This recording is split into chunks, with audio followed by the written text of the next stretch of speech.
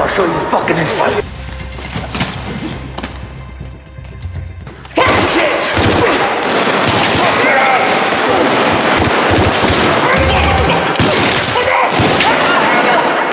In the heart of the bustling metropolis of Boston, there existed a fortress of finance known simply as Brinks. Within its stark walls were stored millions of dollars in cash, untouched and unassuming. Unbeknownst to the vigilant guards patrolling the premises, a shadowy crew of misfits was hatching a daring plan that would shatter the city and redefine the boundaries of audacious robbery. Their target, every cent held within the Brinks building. As their audacious plot unfolded, these unlikely outlaws embarked on a meticulously planned escapade that left law enforcement baffled, shocked the nation, and left an indelible mark on criminal history. It was a cold winter's day in Boston on January 17th, 1950. Snow swirled through the air, blanketing the city in white and muffling the sounds of the urban jungle. At the height of this frosty evening, inside the Brinks building, a hive of activity buzzed around the stacks of money. Guards diligently counted bills, sorted through denominations, and prepared for the nightly lockup. The vault doors stood ominously, promising safety for the riches stored within. However, just a few blocks away, a gathering of peculiar individuals was about to turn this routine night into a chaotic spectacle. Among them was a man named Joseph Big Joe McGinnis, a seasoned criminal with a reputation as slippery as an eel and as elusive as the morning mist. His face, weathered by years of mischief and crime, bore 1,000 tales of daring escapades and close calls with the long arm of the law. Alongside him stood a motley crew, each drawn to the promise of easy money. These men were not your typical gangsters. They were not notorious figures known for their violent streaks or affiliations with powerful mafias. Instead, they were ordinary men, office workers, laborers, and dreamers, who found themselves at a crossroads in life. They were husbands, fathers, brothers, and sons, seeking to provide for their families or desperate to escape the drudgery of their everyday lives. Some had criminal records, but most had never before strayed into the realm of serious crime. What united them was their desperation for money and their belief in McGinnis's audacious plan. Together, they formed an unlikely alliance, ready to defy the odds and pull off a heist that would send shockwaves through the city. For 2 years, the group had secretly stalked Brinks building, learning its every nuance, observing the habits of its guards, mapping its interiors, and identifying vulnerabilities. Their plan was flawless, a testament to their collective efforts and the brilliant mind of their leader. When the day finally arrived, they knew they were ready. As the appointed hour approached, tension filled the air, palpable and heavy. Each member of the crew double-checked their disguise, ensuring they appeared as ordinary citizens going about their evening routines. They moved in unison, their steps echoing the rhythm of their determination. The scene was set. It was time for the ultimate test. The moment they had been preparing for so long was now upon them. Without wasting a second, the men swiftly entered the building, their movements precise and purposeful.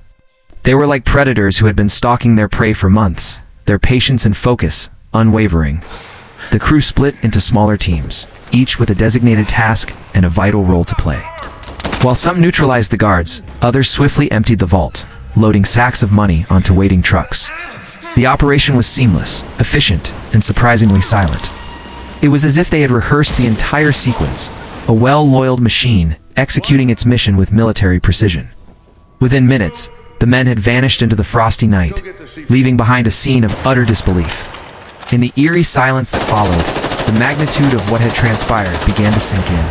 At the Brinks building, the absence of the massive sum of money was discovered. Sending shockwaves through the company and the authorities, the news spread like wildfire, captivating the public's imagination and leaving them in awe of the audacity of the crime. People couldn't believe that someone could plan and execute such a daring robbery without leaving a trace. The amount stolen was staggering, making it the biggest in U.S. history at the time. It seemed as if the very foundations of security and safety had been shaken, leaving people questioning how such a brazen act could have occurred. As the FBI stepped in, a sense of urgency gripped the city. Investigators worked tirelessly, combing through clues and pursuing leads, determined to bring the perpetrators to justice. The public eagerly followed every development, eager for answers and closure. But as the days turned into weeks and months, hope began to dwindle. The masterminds behind the robbery seemed to have vanished into thin air, leaving no breadcrumbs for the authorities to follow. The case became a national sensation, capturing the attention of the media and the public alike. Headlines blared the details of the audacious heist, while commentators debated the methods and motives of the criminals. It's as if the nation was holding its breath, desperate for justice to be served. But as the spotlight shone brightly on the enigmatic criminals, we must delve deeper into the psyche of these outlaws, exploring the motivations and desires that drove them to commit this audacious crime. Who were these men who dared to challenge the norms and defy the odds? What compelled them to embark on this perilous journey that would forever change their lives? Through their stories, we gain insight into the complex web of circumstances that led to the Brinks robbery. Joseph Big Joe McGinnis, the mastermind behind the operation, was a man driven by ambition and a desire for luxury. He had a flair for the finer things in life and saw the robbery as a means to acquire wealth and power. His leadership skills and charisma had an undeniable allure, drawing followers who admired his confidence and cunning. Then there was John Red O'Leary, a former boxer with a short fuse and a thirst for excitement. He sought the adrenaline rush of the heist, reveling in the danger and unpredictability of the crime. Michael Mo French, a small-time crook, was motivated by greed and self-preservation. He saw the robbery as a way to secure his own future and protect his loved ones from financial struggles. Each man carried his own burdens, dreams, and regrets, all converging on this fateful night at the Brinks building. Their individual desires intertwined, creating a potent mix of ambition, desperation, and the allure of easy money. As the investigation intensified, the pressure mounted on the crew, pushing them toward a critical point of decision. The authorities were closing in, their presence looming like a dark cloud on the horizon. Realizing that their freedom was at stake, the men scattered, each trying to forge a new identity and evade the long arm of the law. Some assumed false names and relocated to different parts of the country, hoping to start anew. Others chose to remain in their hometown, living in constant fear of detection. The weight of their actions settled heavily on their shoulders, casting a long shadow over their futures. They were branded as outlaws, their reputations tarnished. They were forced to navigate the treacherous waters of deceit and paranoia. Trust became a luxury they could no longer afford as they grappled with the consequences of their choices. The following years were a torment for the Brinks employees and investigators alike. The loss of such a significant amount of money had shaken the company to its core, forcing them to tighten security measures and reevaluate their protocols. The damage to their reputation was immense, leaving a scar that was difficult to erase. As for the investigators, the absence of concrete leads and the meticulous planning of the robbery left them frustrated and determined. They pursued every possible lead, interviewed countless witnesses, and analyzed forensic evidence, in an effort to piece together the puzzle. Yet it seemed as if the perpetrators had vanished into thin air, leaving behind no trace of their whereabouts. The silence was deafening, amplifying the desperation for answers. The FBI employed cutting-edge techniques and strategies to hunt down the crew. Utilizing advanced forensic technology and enlisting the help of informants and undercover agents. However, as time went on, hope began to dwindle.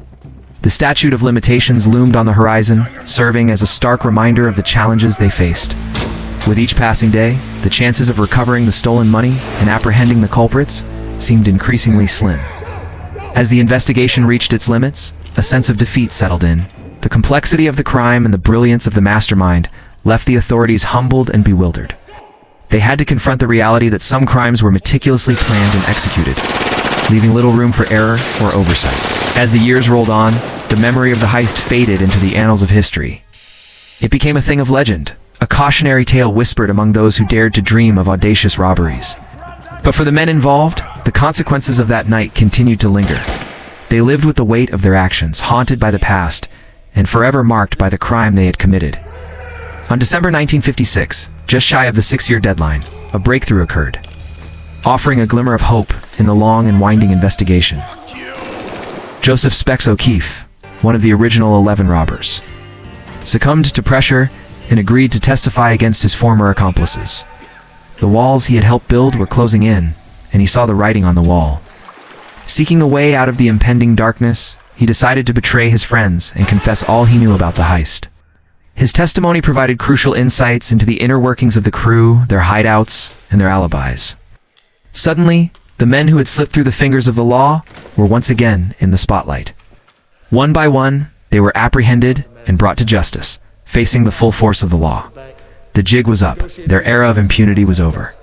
They were caught, convicted, and sentenced to prison. But this wasn't the end. The Great Brinks Robbery continued to echo through the halls of pop culture, finding new life in books, films, and television shows. Hollywood took notice, captivated by the audacious tale, and brought it to the silver screen in various forms. But none captured the public's imagination quite like the 1978 version, starring Peter O'Toole and a stellar cast. This cinematic rendition delved deep into the psychology of the characters, exploring their motivations, their relationships, and the complexities that drive them to the brink. The audience was taken on a thrilling journey, experiencing the tension and suspense as the plan unfolded and the stakes grew higher. And who could forget the iconic 1990 comedy Caper, starring Tim Robbins and the late great Robin Williams. It was a hilarious and heartwarming portrayal that paid homage to the original while adding its own unique twist.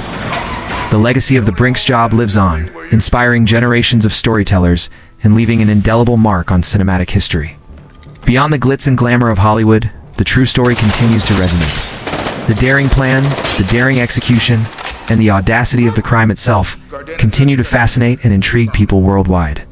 It serves as a reminder of the lengths to which the human mind can go and the complexities of the criminal psyche. So why does the story of the Brinks job continue to captivate us even today? Perhaps it's the meticulous planning and execution of the heist, the element of surprise and the sheer audacity of the perpetrators, or maybe it's the human element, the motivations, the desires, and the consequences that drive these individuals to commit such audacious crimes. Whatever the reason, the Great Brinks Robbery remains a compelling and enduring tale that continues to fascinate and inspire. From the snowy streets of Boston to the silver screen, the legacy of the Brinks job lives on, reminding us of the power of storytelling and the enduring allure of crime and capers. So do you think you could pull off the perfect heist? Let me know in the comments below. And if you haven't already, make sure to hit that subscribe button because on this channel, I keep bringing you the most insane and unbelievable true stories. See you next time.